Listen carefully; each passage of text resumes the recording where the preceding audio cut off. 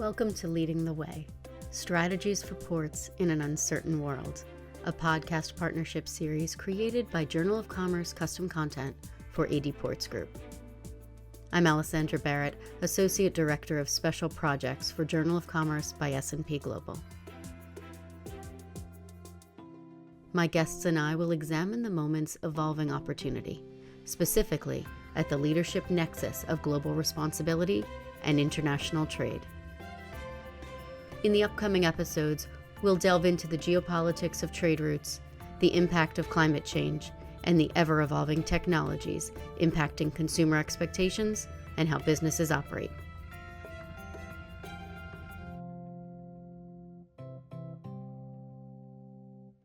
Today I'm joined by David Gatward, Chief Engineering and Technical Services Officer for adports.group, and the company's Director of Business Development, Anindya Chakravarti, for a discussion of how decarbonization initiatives can pave the way for a greener future.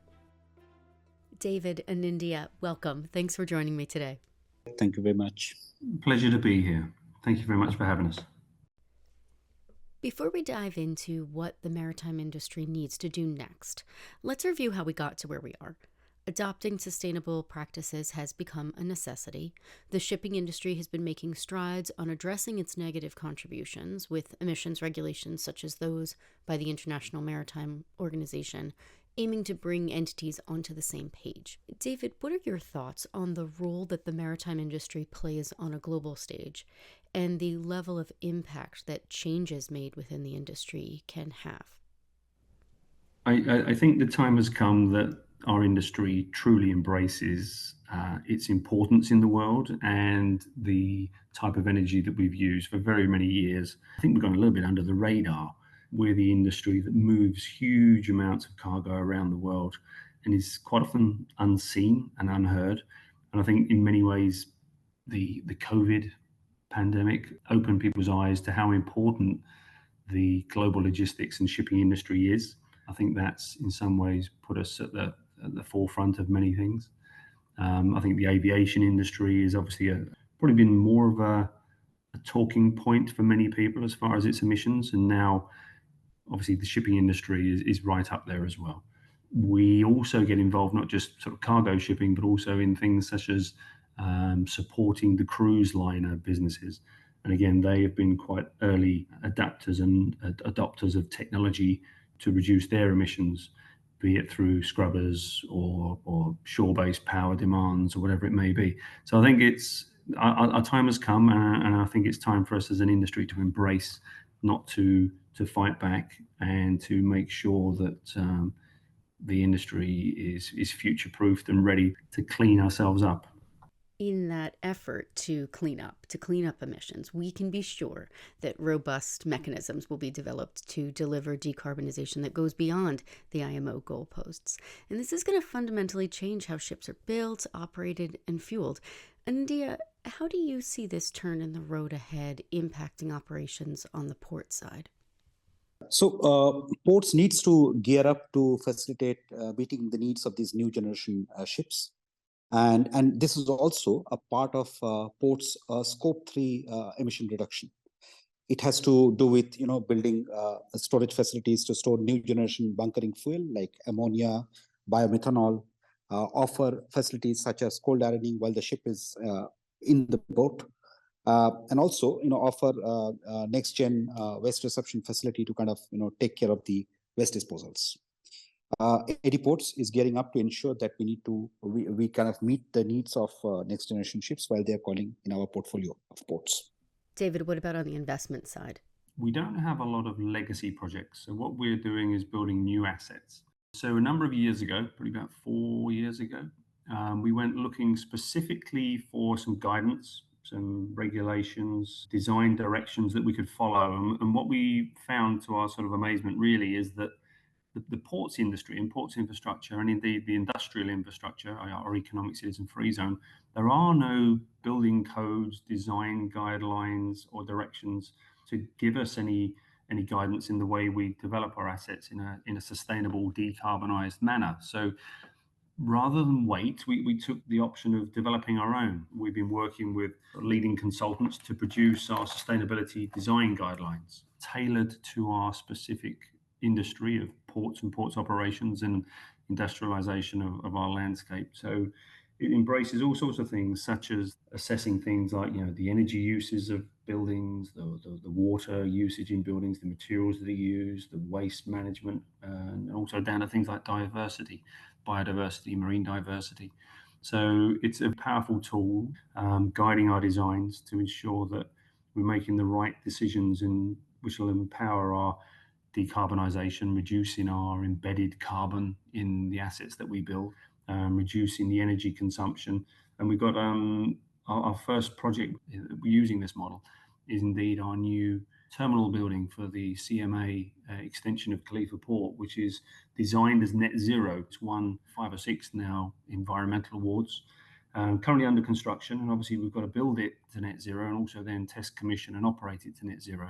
So that'll be very interesting for us, and it's our benchmark moving forward as to how we build things. And India, do you see the changes around decarbonization having strong ripple effects across all 5 of adports group clusters, or is it primarily maritime and shipping and ports that it will impact? If you look at how we are structured as a company, we have 5 clusters, and together we try to meet the supply chain needs of the customers. Today, when you look at global and regional customers, they're looking at decarbonizing their entire supply chain. Hence, it is important for every cluster, apart from ports and maritime that you spoke of, clusters like economic zone, logistics, to work hand in hand to offer this customized decarbonization strategy and also an execution plan to our large customers. I'd like to get both of your thoughts on the question of what port infrastructure projects get top investment priority.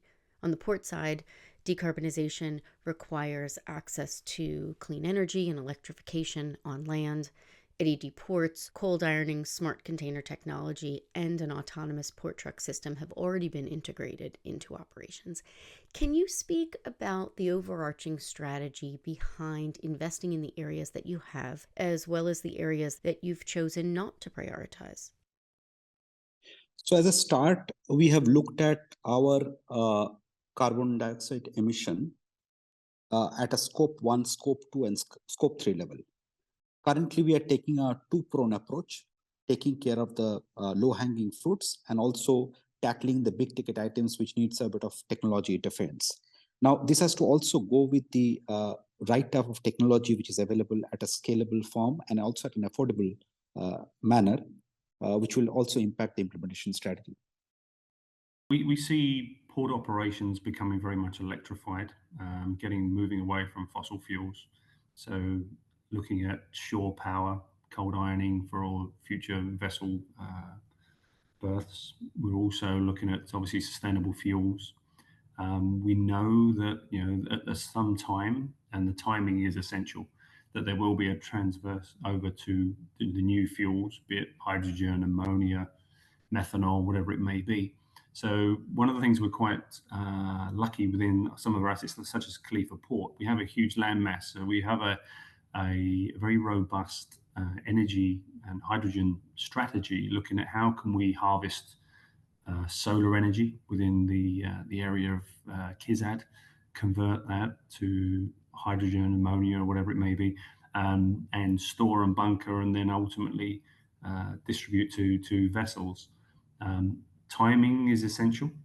When will the industry fully convert to alternative fuels is a big guess, because it's a massive investment, and we've got to obviously get that timing right. But going through a lot of strategic studies and assessments at the moment, building in future energy corridors within our assets that will be able to manage the transfer of that energy from inland areas to quayside. So generally trying to future-proof our new assets with all the electrification and facilitating that transfer over to new energies. And India, with any of these strategies, a fundamental element is always going to be recognizing where culture intersects with financial decisions. Collaborations are how new solutions are created. We certainly saw that under a magnifying glass over the last few years. In a partnership with a technology provider, what approach do you think drives the best result and the greatest innovation? So when you look at Abu Dhabi ports, we build our core business based on collaboration and partnership. So this initiative will also not be an exception. We are already working with the new technology service providers with great ideas, startups with great proof of concepts, and also side by side, we are speaking to the best global port operators to share our best practices. What about creativity and creating a culture that nurtures that and cultivates creative thinking? What are your thoughts on where that fits into future-proofing? As port operators, we quite often work in silos in different countries around the world. And it's very interesting when we get together at events such as the IAPH that there is a distinct will to try and collaborate and to share knowledge on such things as environmental and sustainability agendas. Because there's so much energy and investment being put into a lot of very interesting research. And it's only when we come together that we can really get best value for that. You know, as Abu Dhabi Ports and the ADP Group, we've been really investing heavily in collaboration. It's something very, very important to us, and we really do value it. And working with institutions such as the New York University, you know, we've got a 3-year plan and study on coral relocation, what works and what doesn't work. We've been looking at hydrogen-based UPS systems for shore power and these sort of things. So very, very interesting times, lots of collaboration, and as India has been saying, a lot of very clever people out there, and by working with them rather than against them in a very strong collaborative environment, we're finding there's a lot of traction, and I'm sure will yield some great results in the years to come. And India, do you believe that the link to future-proofing and port competitiveness is perceived equally around the globe? So it's an interesting question. I personally feel initially there'll be a bit of a lag between future-proofing and port competitiveness, purely because the affordability and scalability of the new technology and the gap between the conventional technology and the conventional fuel. But I believe important stakeholders like local government, its priorities, and how fast technology companies can make these technologies available at an affordable price will play a role to kind of reduce the lag between future-proofing and port competitiveness. We've seen a significant focus on cutting emissions on ocean and land. What do you both think is missing to help ports in their transition to net zero? So you'd realize over a period of time, the role of port has changed from being a mere exchange point to a facilitator of trade, and now a hub for new energies. Best ports across the world are kind of gearing up to build an execution strategy to reach net zero targets. However, in this journey, I believe that all the stakeholders should play a very collaborative role to work with the ports to reduce their scope 1, scope 2, and scope 3 targets to come towards a net zero. When I say all stakeholders, I will talk about the technology service providers, the equipment companies, transporters, ship owners, and customers, of course. Yeah, I completely agree with that. As you say, it's across the industry, isn't it? From vessel manufacturers, engine manufacturers, shipping lines, and everybody, you know, freight forwarders, logistics companies, and the like. And it's interesting because at the moment, a lot of things are optional. I think it's only really when things become legislation, and to a degree global legislation, if things are optional, the people that can afford to be forward thinking will act, and unfortunately others that maybe can't afford to be as sustainable and can't afford to decarbonize as quickly won't be able to make those calls.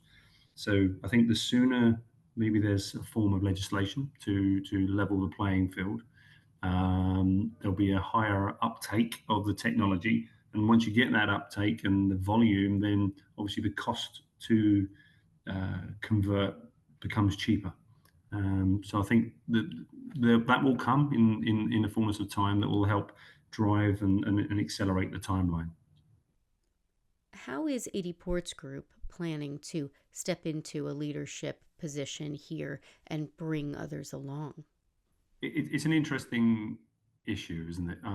Europe and some of the other, Singapore, US, and others are currently leading. And as Anin just said, there needs to be a new energy distribution network around the world, and ultimately the new hubs for energy have got to be created. And I think because we're not held back by legacy, so we're not converting historical, let's say, heavy fuel bunkering facilities into alternative fuels.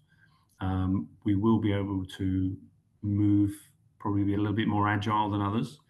The local knowledge as far as the production of ammonia, the storage, the transportation, the legislation that goes with that, from a health and safety perspective, if nothing else, is quite strong here because of our, ADNOC and Fertel and all these other companies that are in the region that have been doing this for many years. So I think there's the technology, there's the knowledge, there's the ability here. We have, the benefit of being able to harvest solar energy to, considerable megawatts. So we've got a lot of the moving parts, and I think it's a investment timing decision that needs to be made.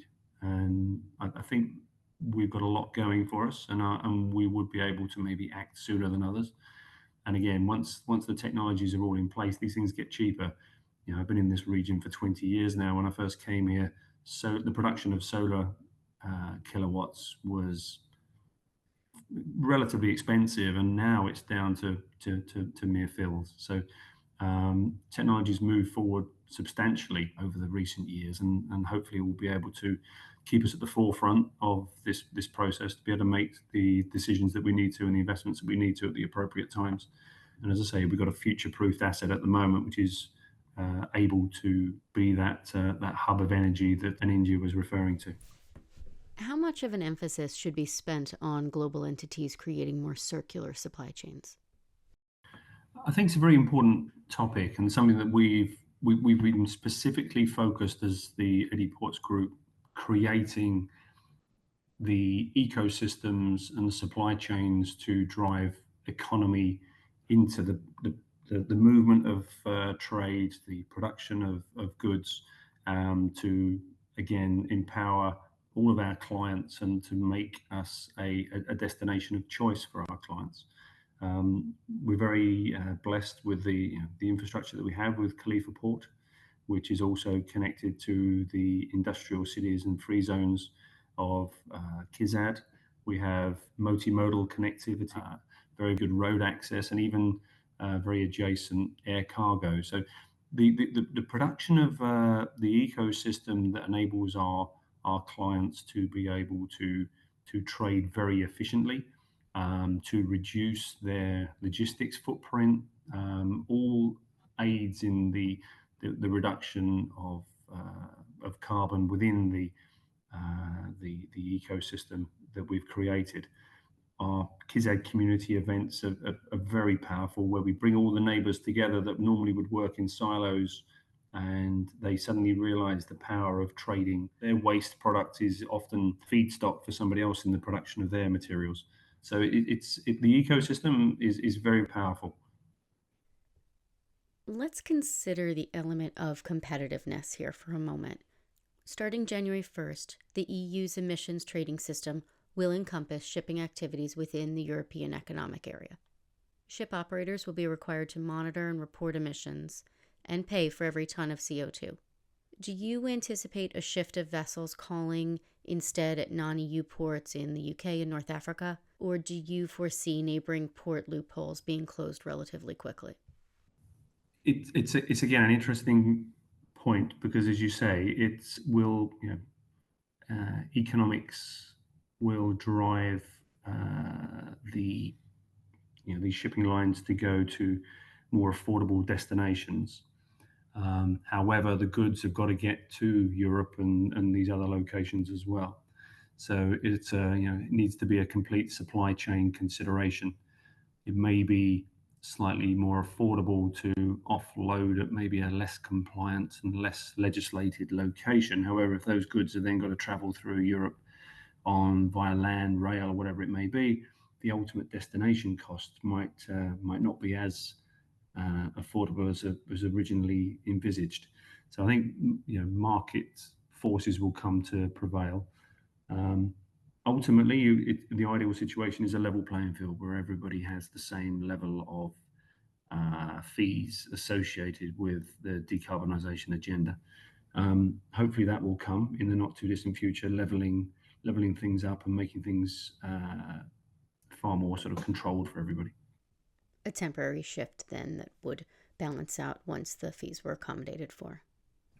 Europe's a large place, right? If everybody in Europe is accommodating those same fees, I think it would level up, and the drive to go to other locations and then go multimodal, train or obviously on road would probably ultimately be less affordable in the long term. So I think there will be some sort of migration to sort of relatively adjacent ports for a while, but destinations further afield, I would imagine, probably wouldn't be cost effective in the long term. How has the UAE presidency of the UN Framework Convention on Climate Change impacted business discussions across the region? COP27 was in Egypt, and that focused our minds. And having COP28 in the UAE last year has made us laser focused. The agendas in conferences, the just recruiting people in sustainability agendas and trying to get sustainable engineers to support our initiatives has been very difficult. Showing a real focus on the topic, a genuine shift in momentum. I genuinely believe that there's the market is responding appropriately, and hearing some fantastic. We're obviously in ports operations, ports development, and our industrial zones as well. Things like we have to develop energy efficient real estate now in the way of, say, warehouses, because that attracts a better tenant. Some of our, let's say a global logistics player will demand an energy efficient, low net carbon emitting warehouse. They'll walk past otherwise, and they'll go somewhere else. So it's driving business trends. It's making the end users are dictating what they want, and we're having to provide the service to accommodate that. Having COP28 in the UAE is, I think, a fantastic thing, a very brave thing as well. We are a carbon energy production country that has embraced the challenge and is not shied away from it. I can only applaud the leadership for doing so. And it's going to be very interesting how things change, whether legislation is brought out, how the industry embraces everything. Because I think, as Dr. Sultan Al-Jaber has said, for many years to come, we're going to need to embrace all the energy types, both new energy and fossil fuel type of energies. We can't have an immediate transfer overnight. There's going to have to be a long-term uptake of the new fuels whilst using and transitioning from the old traditional fuel types. Thank you both for joining me today. Thank you for having me. Thank you very much, Alexandra. It's been an absolute pleasure. Thank you. Thanks for joining us today. This has been Leading the Way, Strategies for Ports in an Uncertain World, a partnership podcast series created by Journal of Commerce custom content for adports Group. I've been your host, Alessandra Barrett.